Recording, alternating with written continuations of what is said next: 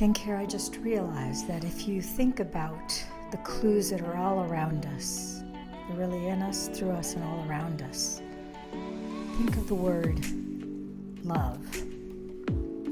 You have love, and the opposite of love is not hate, because hate is just the manifestation of an intense fear projected outward. So really, the opposite of love is fear. Where love exists, fear cannot, because those are two vibrational frequencies that are at a completely different emotional range. Fear is, if you look at the resonance scale of frequencies, fear is in the 1 to 200 range, and love is in the 528 hertz range. So where you have love, you cannot have fear. So looking at the word love, I was just thinking about this as I brushed my teeth and brushed my hair and washed my face this morning, and the thought came to me, if you look at the word love, you have love backwards, which inherently means if you have love backwards, that means that you're holding on to fear. Well, love backwards is evolve. So in order to get back to love, you're going to have to evolve so that you get love straight, you get love forward, you get it right, so that you don't miss that mark. Isn't that interesting? So as I pondered the thought about love, I thought about live. And when you're living right, and you're living forthright, and you're moving forward, progressing in love, and you're living life with love, and you have forward-moving movement, having love in you, through you, and all around you, well, now you're living life fully. But now let's look at, I had the image of the word live or live in my mind's eye, and then I saw it flipped around, and I saw that the word live backwards is evil. So when you're not living life forthright, you are living life backwards, which makes it evil. So what is evil? If you look at the word sin, we have a traditional religious meaning and paradigm of the word sin, which has all sorts of connotations and baggage. In my opinion, from where I'm sitting and standing, the word sin has some religious connotations to it. But as I have grown and learned over probably the last 30 years, I would have to say that I've come to learn that the word sin, in its greatest, purest meaning, and if you look at the original translation of the word sin, and if you also look at the word sin from a mathematical perspective as well, sin is simply just missing the mark. So if sin is simply missing the mark, so if you look at a bullseye, for example, to hit the mark would be to hit the middle of the bullseye, that sweet spot. But if you don't hit the bullseye and you're off from the middle and you're anywhere on the target or even off the target, then you've missed the bullseye, so you've missed the mark. So when you're not living life and you don't live and you're not living life forthright, then you've got it backwards. You're missing the mark. That's evil. So I think these insights, more than ever, for me, are very profound. They're very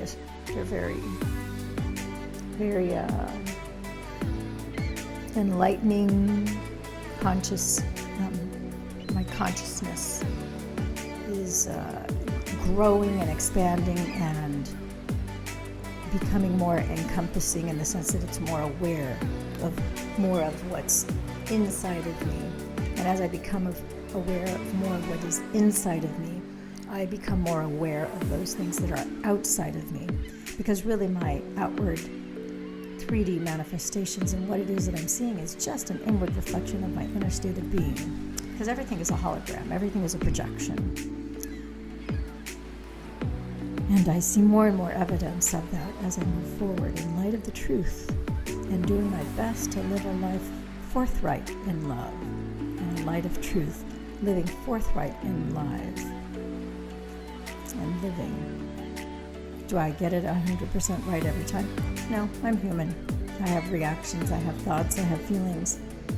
In fact, as I thought about that more and more today, I was thinking about resentment and how I felt people who resented me and my part in that transaction, if you will, in that relationship. And I recognize that there's a level of resentment that I had in my heart as well. And as I balance and take an objective point of view, and when I say an objective point of view is, to be subjective is to to be outside or below or above the object of whatever the subject is.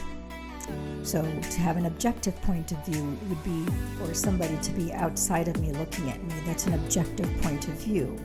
A subjective point of view would be me looking through my own eyes outward. So as I remove myself and take my consciousness outside of my body and look at myself, and I am the observer of me in this 3D plane, and I see my role and my interaction and all that is, I have to take ownership and responsibility for what things are legitimately mine, what things are projections of others upon me.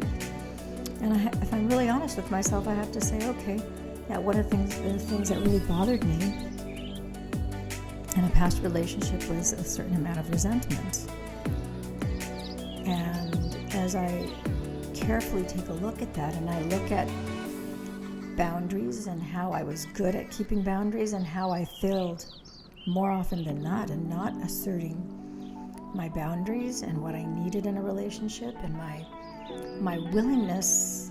One thing is to have a need for something, the other thing is to be willing to express and to ask for what it is that you want, to ask for what it is that you need, and the willingness to communicate that in truth and authenticity, and to be willing to stand also in the tension that may arise as a result of that, and manage the fear that surrounds that particular state of being in that moment. These are all realizations that from this moment, where I sit and stand and I'm in awareness and I take myself outside of myself and look at myself subjectively, I realize, okay, I really wasn't being all that fair to that other human being. If I'm not being fair with that human being, they can't be fair with me, because if I'm not able to be in my truth and authenticity, if I'm not able to express what it is that I need, what it is that I want, if I'm not able to express my boundaries, if I'm not able to express the things that are important to me, then how could that person possibly be able to rise to that occasion?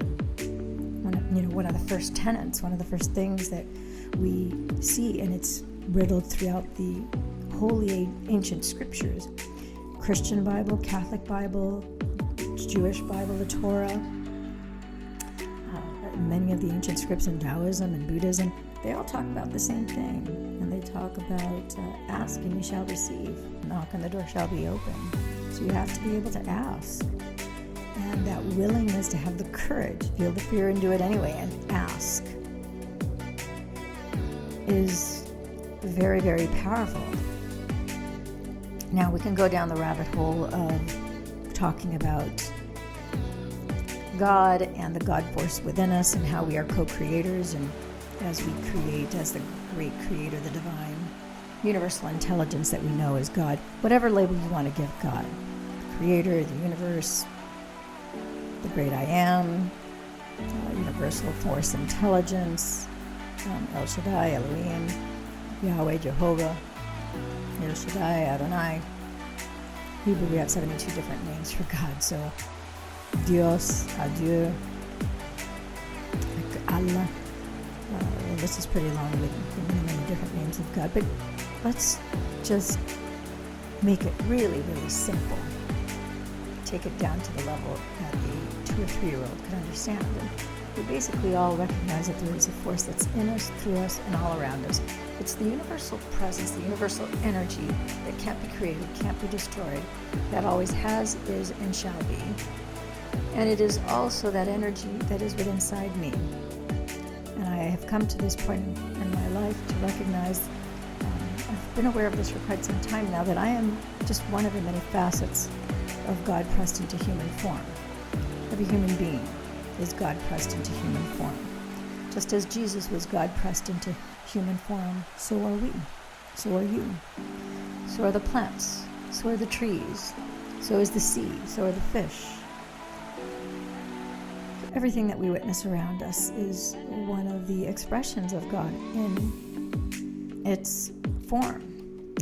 And so as I take responsibility for the vessel that has been issued to me at birth, when I was a blue spark and a soul that was without incarnation yet, and I was issued, or I selected, however you want to take that side of the debate, it makes no difference to me, but as my parents were identified, and then I was brought through those parents, and I came into this meat suit, which my parents, upon first viewing me, they decided to name me Lillian Yvonne. And so now I'm navigating this earth plane in this temporary housing unit that I'll have for as long as the good, great, divine, infinite source intelligence as I will allow me to have. I am now in this place of having to take responsibility. I can choose to take responsibility, or I can choose to not take responsibility. Either way, our God is a gracious God.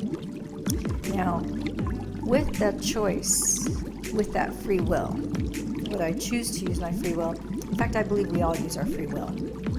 Some of us do it unconsciously, and some of us try to do it more consciously, and that's part of where I am in my life now, where I'm trying to use my consciousness in a far greater, more responsible way, where I'm taking the prime directive that the God Almighty has bestowed upon me, and I'm trying to use my free will, take my conscious awareness, and instead of having it on like a flash floodlight that just lights up everything, although I do want to light up everything wherever I go, but there are times where I want to take responsibility for that light, and I want to use my free will to focus it like a laser beam.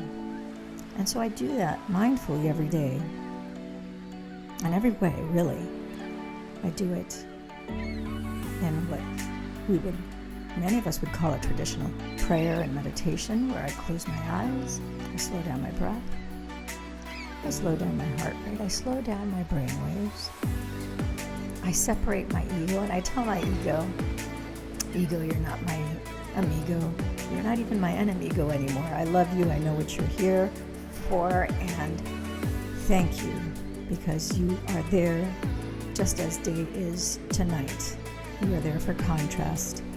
You help define more the light. And you also identify the familiar for me and a record of the past. And so I'm going to put you in timeout. I just need you to, it's kind of like breaking in a wild stallion, as Dr. Joe would say. So I tell my ego, you're in timeout. Now brain and ego, you guys both thought you were the chairman of the board and CEO of Maine, the boss of Maine, as some would say. And I thought that you were me. And I realized, wait a minute. We've been letting the children, run the farm here. Things are kind of out of control. That's not how it's supposed to be. So I am the master. You're the servant brain. And ego, you're my servant too. I've got you in timeout. You're exactly where I need you to be. And now, brain, you do as I say. I've got 50 trillion cells that run and operate this meat suit that my parents named Lillian. And now I can begin to navigate my life with more certainty, also making room and being at peace with the surprised unexpected, because all I have to do is apply a simple little formula. And as I apply the simple little formula, which includes living life forthright in a place that is anchored in love, because God is love. That's another name for God, is love. God is love, God is light. In the scriptures it says, I am that I am, the great I am. I am the light of the world. And so as we move forward, anchored and focused, coming from a heart-centered place where you have heart coherence, and you are ever so loving and embracing of that feeling, and your heart's wide open, and now that energy of love can only go one way but up. And so now, boom, the energy goes straight into your brain, and it's activating the different centers of your brain, neuroendocrinologically, neurochemically, neuropsychologically, spiritually, emotionally, interdimensionally, in ways that I cannot articulate with human words. But as you are aware and you understand as you listen to the words that I speak, you know from a place deep down inside you, this resonates a truth that you've always known, and you now are remembering. The member of your body is re-experiencing this again, which is what remembering is. And you realize, you recognize, and without a shadow of a doubt, you comprehend and understand that this is how this all works.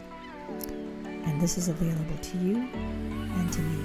And that's what part of my journey is really focused on right now, is to do this not only for myself, but also to share others this truth and to remind them of what they've always known, that they've simply forgotten, and to unleash the magic that's within inside of you. For years now, probably the better part of 7 or 8 years now, I've been saying that magic is a wonderful acronym that I have been using, along with another acronym, which I believe they go hand in hand with each other. And the first acronym is MAGIC, which I already talked about very briefly. And MAGIC stands for manifesting according to God's infinite creation. I'm going to say it again. Magic is manifesting according to God's infinite creation. Wow. Wow, wow, wow.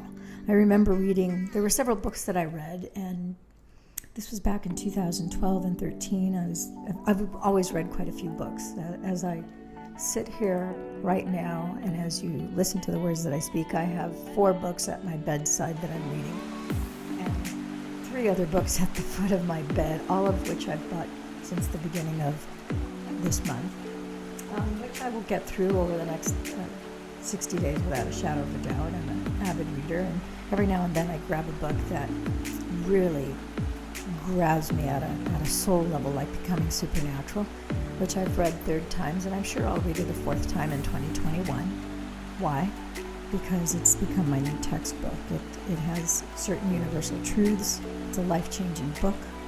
It is a book that has transformed my life. It has transformed people's lives to the point where I've seen people who have been bound and confined and subjected to wheelchairs who've actually gotten up. I've seen people with terminal cases of cancer who had 2 months to live, who now 2 years later they're fine, completely healed, living incredible lives. And so it is a very powerful, divinely inspired book in my opinion.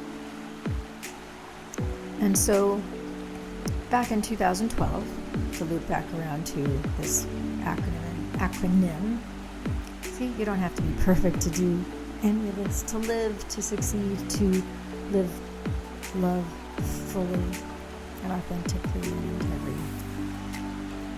The bottom line is that I was reading several books in 2012, and at that time it just popped into my head that magic is manifesting according to God's infinite creation. It kind of just came to me in a flash, and I thought, wow, I'm like, where did that come from?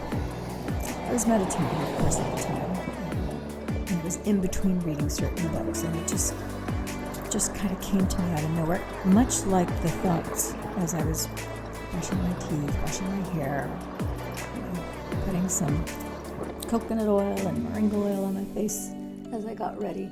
Right before I jumped on this microphone, I thought, I better record this right now because I don't know that I will remember this. I recognize when thoughts are legitimately mine, and I recognize also when they are divinely inspired and not my own. And sometimes if I don't take a special effort to write these things down or to record in the moment, sometimes I lose them, and then I'll remember them a great time, much, much later, if at all. And when something is significant, I like to honor it. If it was significant enough for it to be downloaded into my unconscious mind, I believe now I have to pay more attention, have a greater responsibility to these things. And so here I am sharing this with you, that magic, manifesting according to God's infinite creation. Now this ties in with another word which wasn't a download to me. It was something that I learned in Christian circles of, I want to say I was at a women's retreat when I had this little affinity for this little frog called the coqui. It's a tiny little frog that they have both in Hawaii and in Puerto Rico. And it's a cute little frog. Those of you who've been to the Caribbean and Puerto Rico or who have been to Hawaii know that you have this tiny little cute little frog, and it says coqui, coqui, coqui. And it's always been a very little endearing creature to me. I became aware of this little creature back in, I was about 7 years old because it was my first trip to Puerto Rico. And so at that time, I just remember looking at this tiny frog. It was not a little frog that you would see very often. I'll be honest with you. I didn't see too many of them, but you would hear them all the time. They're tiny, heard very well, but you can't see them very easily. And so I had a fondness for little frogs. Every now and then I would have little frog charms, a little frog. I even have a little frog cast iron net that sits on one of my decorative tables here in my home.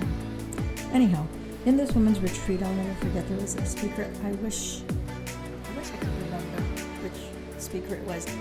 Right now, Stephanie Edwards comes to mind, the gal who has hosted the Rose Parade for many, many years. It may have been her, but I remember the acronym FROG, and FROG stands for Fully Relying on God. And my brain just went, wow. It's like a flash of light. I thought, fully relying on God. That is epic. I will remember that. Lock, stock, and barrel. It's in my steel trap now. I will always remember that. FROG. F-R-O-G. Fully relying on God. That's just dope. That is a very boss statement. I really like it. And so I committed that to my memory bank, and I've always had that present in mind. I'm going to say not so much my subconscious mind. It's really more of my conscious mind. It's obviously buried in both. And so when I had this revelation back in 2012 of manifesting according to God's infinite creation, and as I started to, I remember the first couple days, I first started to say it to people, and I would get I'd have this kind of big wow reaction and this energy of just like, it's like, oh yeah. And they were like, wow. And I knew that instinctively and in my heart of hearts, I knew that they weren't so much, it wasn't that they were impressed by me. It was an impression that was made upon them, but it was coming from a much greater place. Which again, the source of this, I'm not the source. I was just the receiver. I was like, kind of like the radio antenna station that received the message. And so now I can convey the message. And so I don't know if that's the effect that it's having with you as you're listening to this right now. I just can tell you that that's been my experience when I've shared that with people one-on-one, where we're eyeball to eyeball, belly to belly, face to face with each other. And I think it's a beautiful thing. So I just wanted to record this. I never have a script when I come on any of these YouTube videos. One of the things that I have learned in 2019, as I was traveling and as I was living in Europe, I was living in Italy, Sicily to be specific, I came to this point in time where I kind of shed my old skin, my old way of being, my A personality type, very planning everything out. And there's a lot of things that I would have always done with inspiration, but not being so attached to certainty and to the outcome. I kind of let that aspect of it go. And I also completely let go in 2019. None of the videos that I posted in 2019 would have been placed had I not come from a ground of being where I didn't care what anybody thought. I was just going to share what I was thinking, what I was feeling, what I was seeing, what I wanted to create, even though I knew that the video production quality wasn't the best. But hey, everybody has to start. Steven Spielberg had to start when his first video wasn't that great either, but he started. And he started creating content, and as he continued to create, the more and more content he created, the better he got, and he grew, and the creative juices just keep flowing and growing and glowing and flowing and growing and flowing and flowing and growing. And you don't need to be perfect. And everything unfolds perfectly. Even the mistakes are perfect and part of the divine creation, in my opinion. I really have come to the place and point in time where I don't think you can actually make a mistake. Even those things that you think are mistakes, I think they are course corrections, redirections, to make sure that you're on the right path of where it is that you need to go. In fact, I believe that so much so that even if you have whatever it is that you have, if it is taken away from you, it's because you're being right-sized. And sometimes when you get right-sized, you go from maybe having a lot to downsizing to then supersizing. Sometimes that's the path. Sometimes you go from what you thought was a right size, and then you are right-sized into something greater.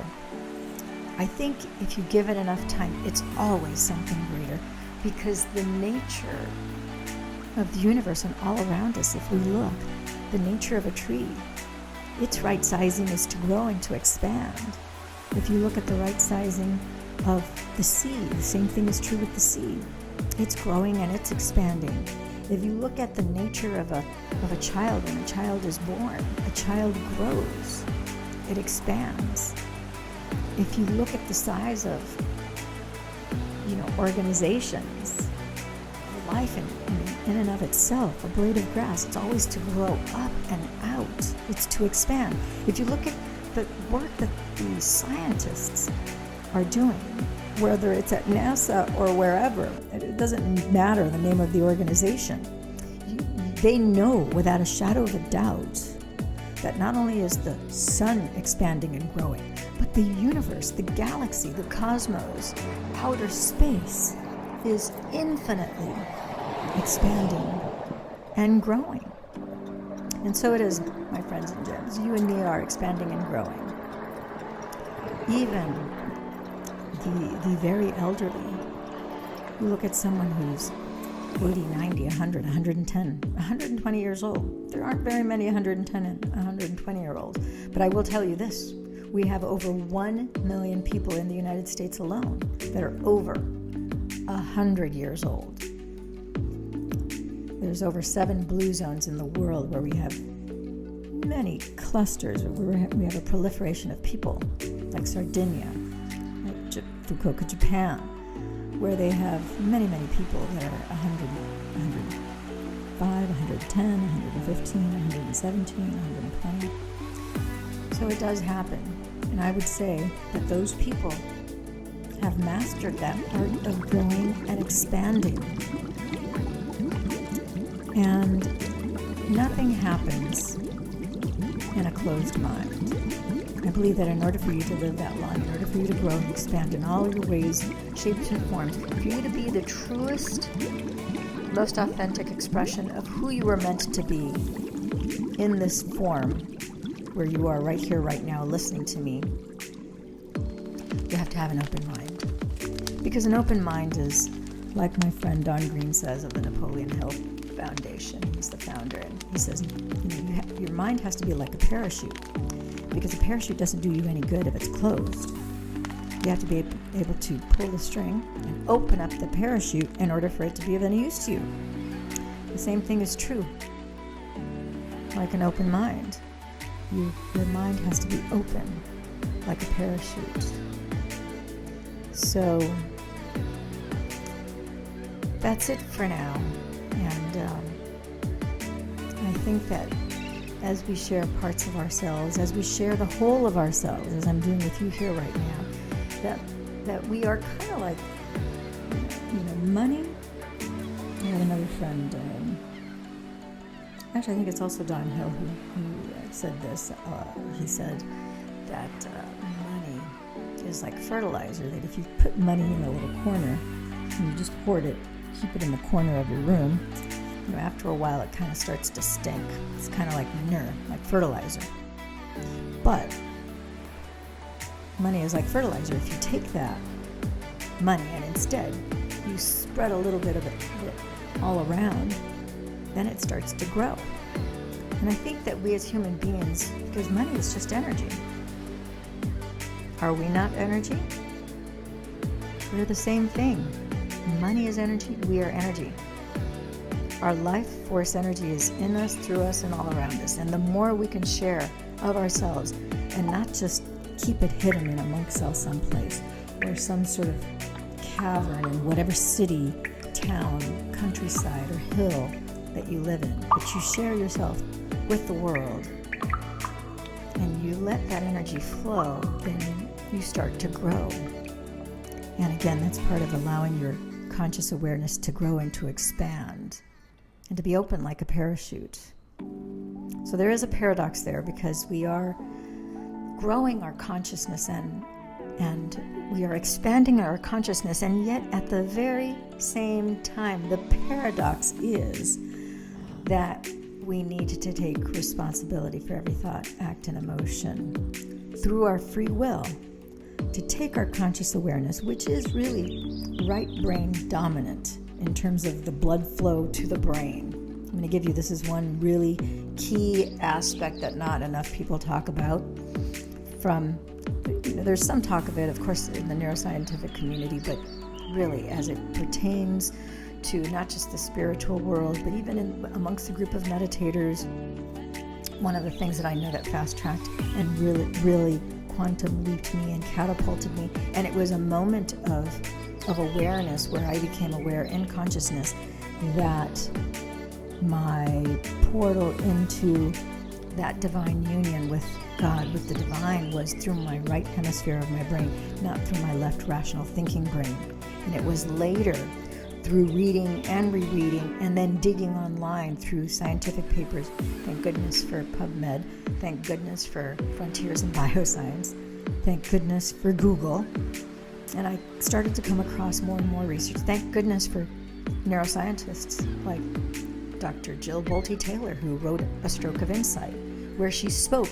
As I started to put the pieces of the puzzles together, I realized, oh my gosh, if I just, in meditation, as I apply the formula of slowing down my breath, slowing down my heart rate, so I can create that heart coherence, opening my heart to love, really feeling the love in my heart, and then slowing down my brain waves. If I now take my focus, my conscious awareness, and take the blood flow to the right side of my brain, that is what's not only going to help supercharge my pineal gland and increase its functions. I can easily have this go into this deep rabbit hole where we can get into a 3-hour talk, and that's not the intention of this here. But basically, as I follow that train of thought and that inspiration and that awareness, I realized, wow, it's in my right brain thinking. That's where my conscious awareness is. And going back to the polarity of expanding your consciousness, where you're not just confined within the 6 inches inside of your head, but you now go into the quantum realm where you slow down your thoughts, and now you are at peace. Your body is relaxed. You direct the blood flow to the right hemisphere of your brain. You activate your pineal gland, and now in the quantum realm, you are using your consciousness like a laser beam for specifically what it is that you want. Your wanting could be to completely let go and surrender, accept, receive, and embrace whatever it is that the divine has for you, whatever message it wants to bring forth to you. There's a paradox there, because you're in a laser-like focus, but yet you're still open. And you are expanding your consciousness even though you're like a laser beam. So this is only done as you take responsibility for every thought, feeling, act, and emotion that you've had. You have to have an inward attention, which is intention. An inward attention is intention. You have to choose to do this. This does not happen by default. So, my friends and gems, I hope you've enjoyed tuning in, tapping in, turning on to my sharing with you here today. And we are at 35 minutes. We're about to reach the 36-minute mark. And so I thank you for tuning in, tapping in, turning on to Love and Money Secrets TV.